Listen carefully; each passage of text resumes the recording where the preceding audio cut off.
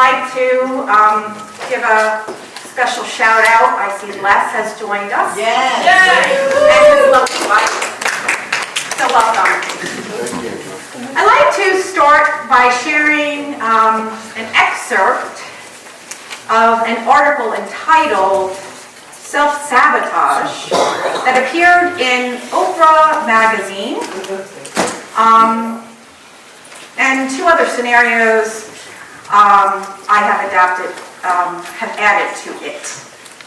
So, Roberta is a strict vegan who eats only whole organic food, except when she drives to 7-Eleven to suck up sweets like an industrial shop vac.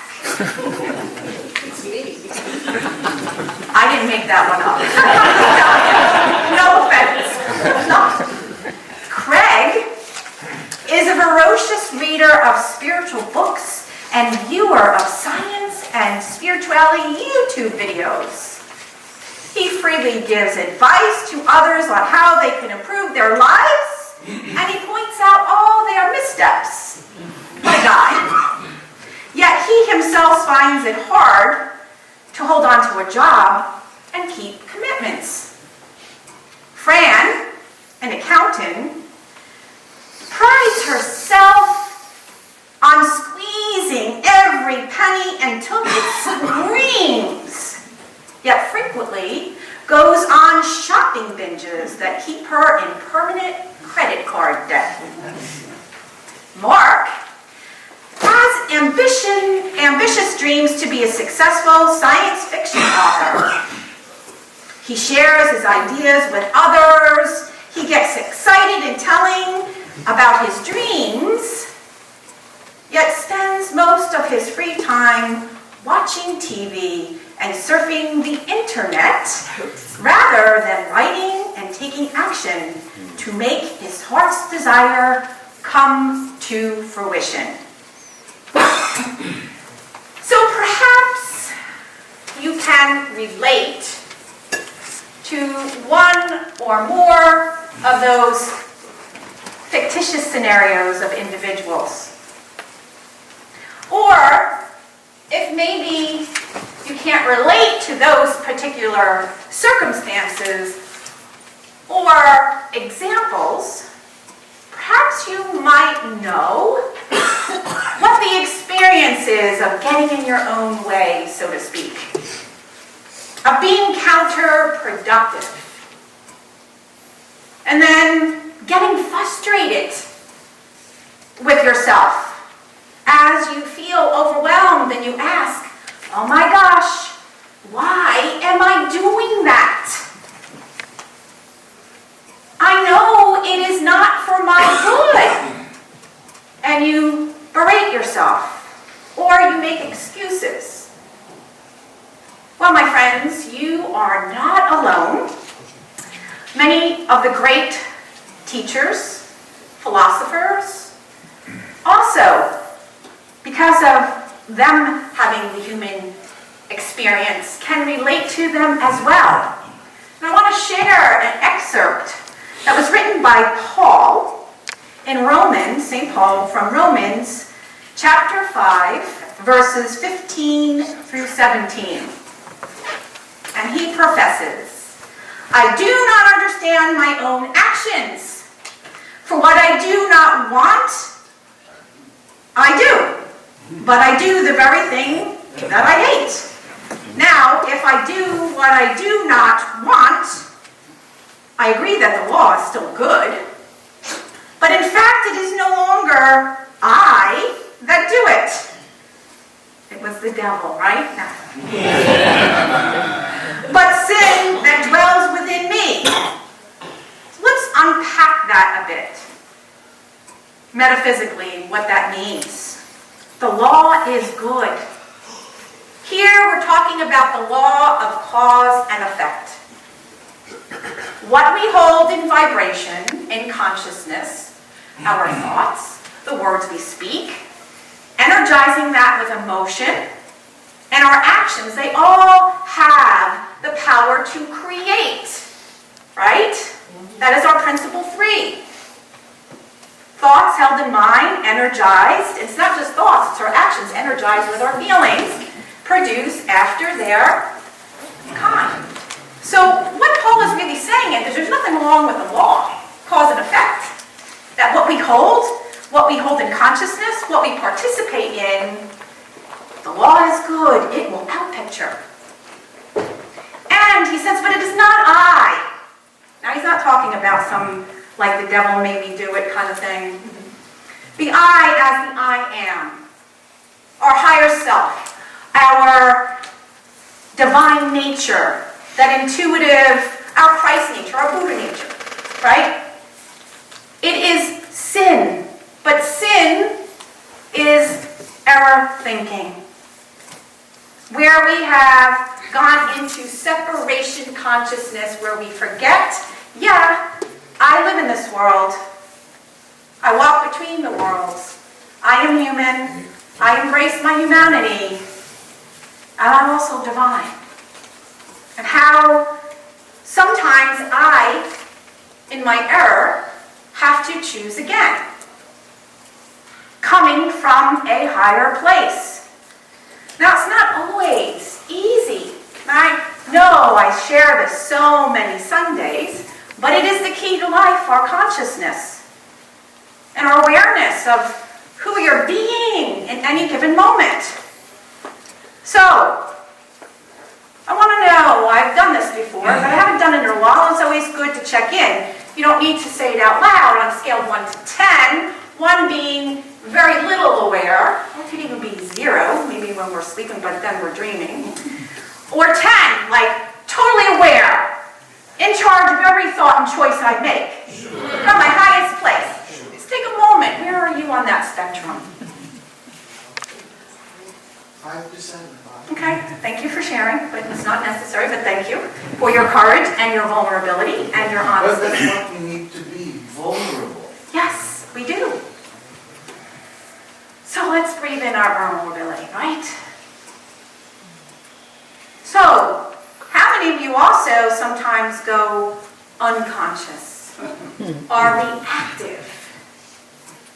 Right? Or clueless, going on automatic pilot? Or sometimes you know you're not coming from your highest self, but you're like, damn, I'm not going to be wrong again. I had to tell this person how it really is. Right? So we go back to, and then later it's like, why did I do that? Or sometimes we don't know that we are doing it in the moment, because some patterns of behavior, when we're reactive, come out. But then again, as Course in Miracles says, choose again. And I had the opportunity to do that today. This morning, Paula came to me, and she said, where are the tablecloths? And I'm like, I don't know. It's like, why does everybody come to me for everything? Where are the napkins? Where's the toilet paper? So on and so on. And then when I went back in my office, I was like, that wasn't coming from a very high place. And then I went to the kitchen. I said, Paula, I need to apologize. I'm overwhelmed. A little overwhelmed, and I want to tell you, you can ask me about the tablecloths, or I'm sorry. And lo and behold, Sharon walked in with the tablecloth. Yay! And she saved the day. When I let go, and I trust, all is well. So, what I want to talk to today is that going unconscious. And that counterproductive pattern. And how we can move from just saying, why did I do that again? Like, what's going on with me? And then letting it go. Either making an excuse, yeah, you make amends. I did make amends. And then I had to go deeper. What's up for me? I'm overwhelmed. I was concerned. Will I have everything all together? Can I be effective today? I want to be inspiring somehow. And I had to let all that nonsense go. Because each moment is about being present, not just when I'm up here on the platform. Every moment is an opportunity. So I get to let that go. So these behaviors of getting in our own way, or counterproductive behaviors, is called self-sabotage or sabotage. I want to get into that. I want to give an example of that. On last past week, Matt and I have been in the question of moving. We've been exploring different places, different communities, and you know when you start going to choice A, choice B, choice C, choice D, E, and you're like, oh, this is good this way, that's good that way, blah, blah, blah, this is too far, blah, blah, blah. So Wednesday night, I decide that I need to relinquish, power of elimination, all the fears. All that is rattling in my head. Because guess what? If we believe that the wisdom of divine is alive in me, then we must take action. So I started doing meditating. You know, calling on my higher self, calling on the energy and the masters, Jesus, Saint Germain, whoever that may be. You know, we know that we have the power within us, but we know the energies of all the greatness is alive right here for our support as well, right? And I just said, I know there was one place that was a gut feeling for me, but that day I was told that there were none available, and that they probably wouldn't be available for, who knows, like 6 months to a year. So I'm just like, okay, divine right and perfect place is going to appear, and I just trust, and I move with the flow, and I'm just letting it all go. So Thursday, I'm at work, and about 11 o'clock in the morning, I get a phone call. And this woman, Jeannie, from this community that I said I had the gut feeling about, that told me that none were available, she says, "You're never gonna believe this." And I'm like, what? And she's like, the unit that you're interested in is actually going to be open December 1st. And I'm like, oh, that's great. Not. No, that was great. So I knew I couldn't get there because she was going to go trick-or-treating with her kids, and I have to be here, which I knew. So I'm like, taking a chance, Matt's up, go get the papers, right? So yeah, he gets that in motion. But then that night, I'm like, oh, I don't know if it's the right choice. I start analyzing them again. And doubt and not trusting, doubt and indecision, having so many choices, are two forms of self-sabotage. I can overanalyze something to death. Either I trust that inner knowing that I say is there, or I knock it off, right? So I was like, okay, here we go. So we started the ball rolling, everything's happening, and so I am letting go. It doesn't mean that I don't feel any uncomfortability. But I want to go deeper into sabotage. So the definition of sabotage is, if we find it in the dictionary, is the undermining of a cause, deliberately to destroy, damage, or obstruct. And the word deliberately means that we all have choice. So I want to just go now into, how many of you have heard of archetypes? Okay? An archetype is a pattern of behavior that the collective experiences.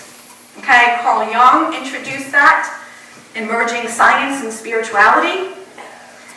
And the saboteur is one of the 4 survival archetypes that we all have the privilege to learn how to, when it's showing up. You know, we're looking at our power of elimination. What do we need to relinquish? And so the 4 of those survival, they have to do with security and survival, and they are the child, the victim, the prostitute, and the saboteur. We will look at others at another time. Today I'm focusing on the saboteur. And the saboteur, like all archetypes, has a light and a shadow aspect.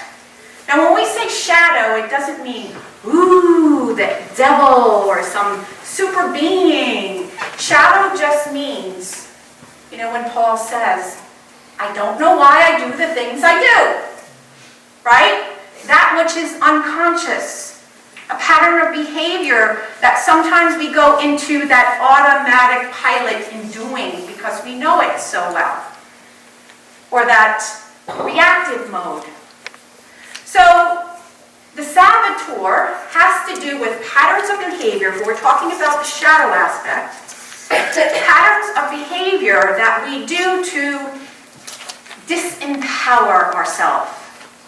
It has to do with spiritual empowerment of self. Now I want you to think of 3 key words. Empowerment, self-esteem, right? Our greatest, highest self. Choice. Every choice we make can either empower or disempower us. And the last one is change. If we are to evolve, guess what that means? Choose again, we change. We need to be willing to evolve ourselves. But it's not always easy. See, because the thing that's up with the shadow side of saboteur behavior, let's just say patterns, is that they're in place. They were techniques or patterns of behavior we went to when we were scared, when we were frightened, when we felt that our security, our safety was at stake somehow in some way.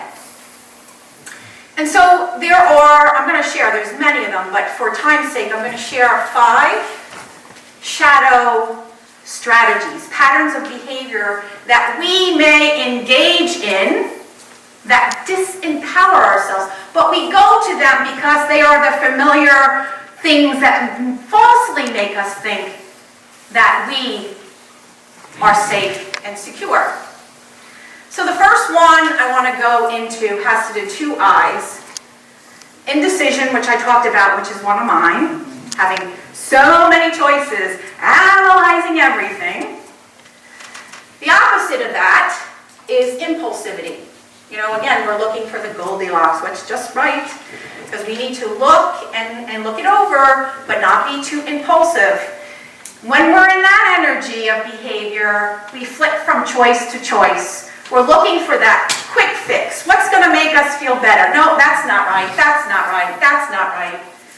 There was a woman who came to see me for spiritual counseling years ago. And she said to me, I want you to heal me. And I said, well, I know I have that power, but what this is about is me telling you you have the power to heal you. Because you have control over your thoughts, your feelings, your actions. And so I'm here to be a facilitator on the side. And every week she would go to this psychic, nothing wrong with it. The next week she was visiting this doctor, that doctor, this energy practitioner. She never stayed with one thing long enough to see if something she could embody and practice. Always looking for the next right thing. That's not it. That's not it. So impulsivity and indecision, number 1. Number 2 is procrastination. Now, procrastination has 2 things that fall underneath that. So procrastination has to do with when we put something off. We hold things, our dreams, our desires, we put them off, and what's underneath that? Fear of change. Fear of becoming empowered. And 2 flavors of procrastination are lateness and meeting deadlines, right? Some individuals who are habitually late to pretty much everything, right? And we know in all of them, but in particular, that lateness or not holding to deadlines not only sabotages yourself, But if you're part of a team or a group, it also spills over in helping to sabotage the entire group. Same thing with deadlines, right? And I also wanted to share laziness, which is also a form of procrastination. We secretly hope for the big break will come without having to do a thing. Like I'm going to be found on the stool in the, soda shop, and I know like I wasn't even like alive when that was so, but anyway, I know it's like somebody's just going to find me somehow, and I don't have to do anything, because I'd rather just not. And what that is about, again, fear.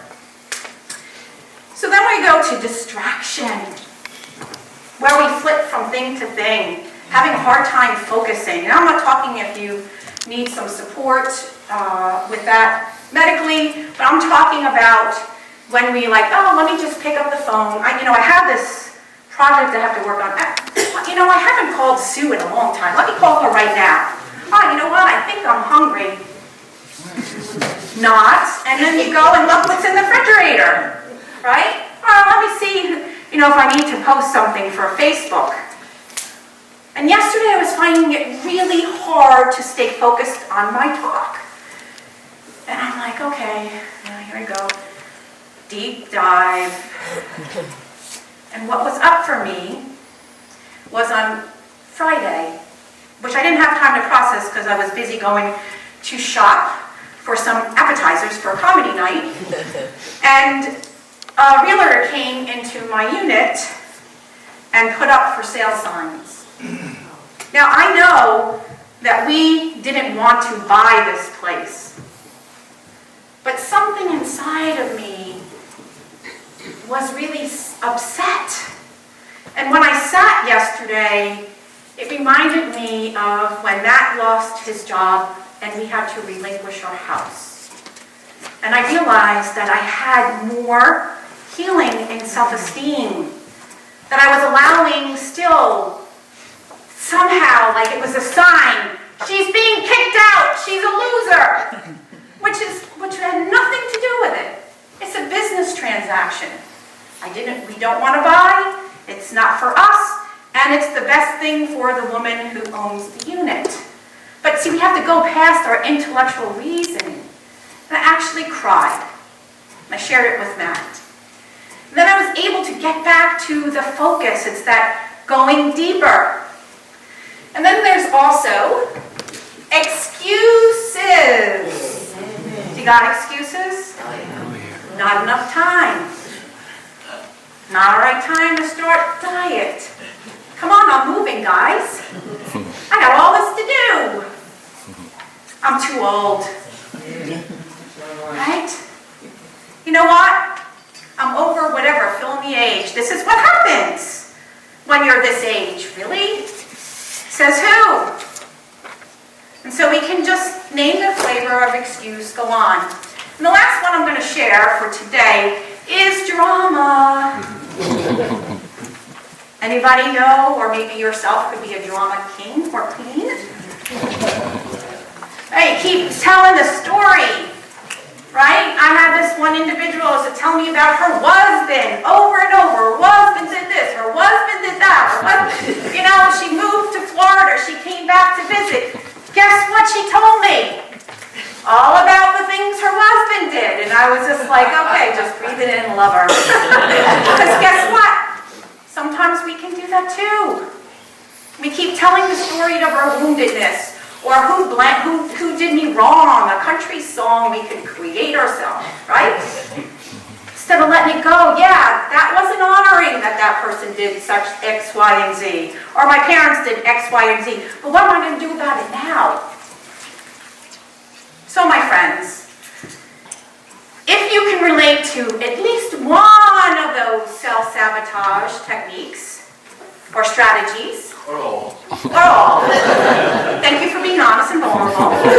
And I changed my rating from 5 to 7 to 0 to 5.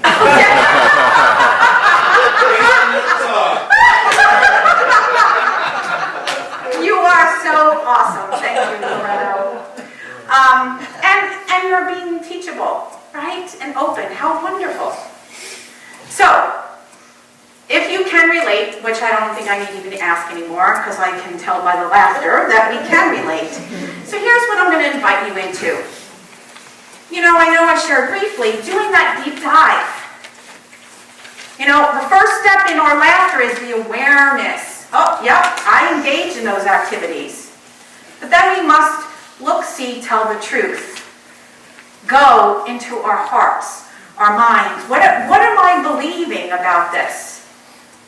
And to be gentle yet honest without making excuses. And so then when we see that, why am I doing that? We can ask, where am I feeling insecure? Where do I feel like my safety is being threatened? Where am I playing small? Where am I playing small?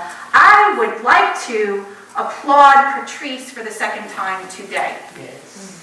For stepping out. I've heard from Patrice, I don't have a very good range.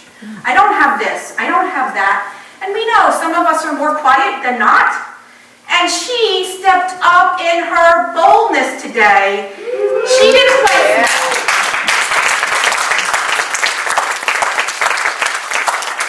She didn't sabotage herself with, I don't have a good range. She said, yes, I will do it. And she only found out that the cancellation of special music happened Thursday evening, so more kudos to you. You didn't overanalyze it like I do. And then what scares me the most? If I step into this, I will have to change. I might have to speak up. I might have to leave a situation. What scares me the most about that? And so, my friends, I ask you to step out of your comfort zone. Because it's only in that way that you can be empowered. And I closed, and I've adapted this from a poem called Self-Sabotage that was written by Walter Little. I am on the verge of discovering something great. Oh, there is something alive within me, just beyond my reach, that will change me forever. A metamorphosis, waiting for me to take a leap of faith and launch myself into a cascade of choices and actions fueled by wisdom. A mission to change what I can and evolve more boldly into a divine embodiment of my greatness. But first, I must heal that which is hurt. That heart in my chest, beating with a staggered cadence, calling out through the dissonance of my own patterns of sabotage that unconsciously seek to fuel my every move.